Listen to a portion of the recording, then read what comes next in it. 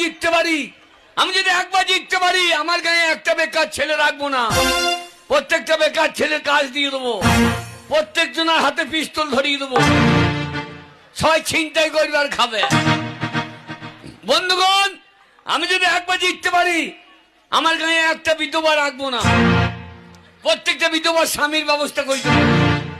সরকার যদি না দেয়, আমি নিজে না সরি, আমি সরকারকে বলবো বিধবাদের স্বামীর দরকার, নইলে ওরা যাবে কোথা। বন্ধুগণ, আমার বিরুদ্ধে পার্টি নমিতা গ্রামে গ্রামে মদের ভাটি ভেঙে দিচ্ছে, এ কত বড় অন্যায়।